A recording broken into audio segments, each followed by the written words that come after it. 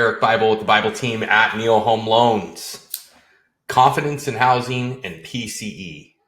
Yet again, another data-driven week, but surprisingly, mortgage rates were relatively flat, with the week starting just north of 6.5% on the 30-year fix to today, we're sitting right around 6.4, which again is a welcome sign given rates were over 7% a few weeks back.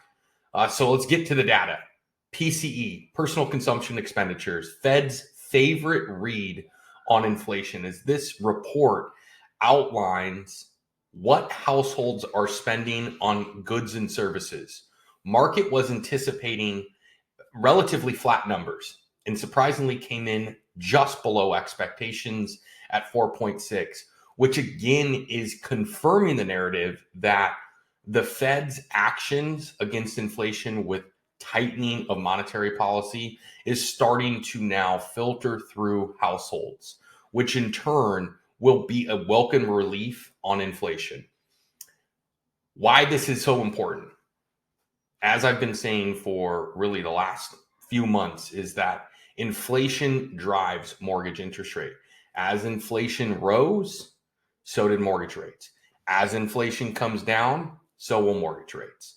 So here, as we get a kind of a preview into what's to come in the future inflation reports, specifically May 10th, inflation is coming down. Why is that so important? Again, mortgage interest rates respond to inflation. So as inflation comes down, so will mortgage rates. So there is absolutely relief on the horizon as far as the rate space. And I know I sound like a broken record, but where we all want lower interest rates, my main concern continues around available homes for sale. A recent study was just concluded. There are currently 546,000 active homes for sale in the United States.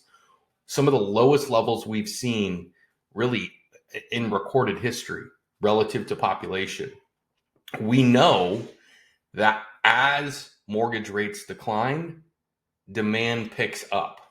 As I've included in the graphs around mortgage applications, pending home sales, we saw really that narrative confirmed. Rates rose, mortgage applications for purchase loans decreased, and the inverse is true. As rates dropped, purchase applications rose, followed by pending home sales.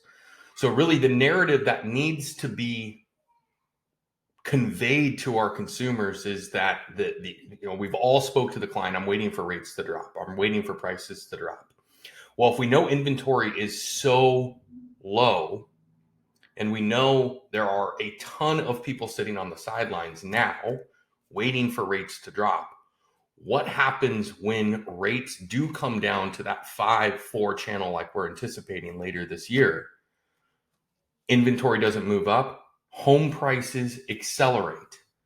So here, the consumer that is waiting for the lower rate is going to end up paying a premium on the house. So our strong conviction remains the same. Now is the time to act. Take action now. Yes, you pay a premium on the rate, yet you get a discount on the home.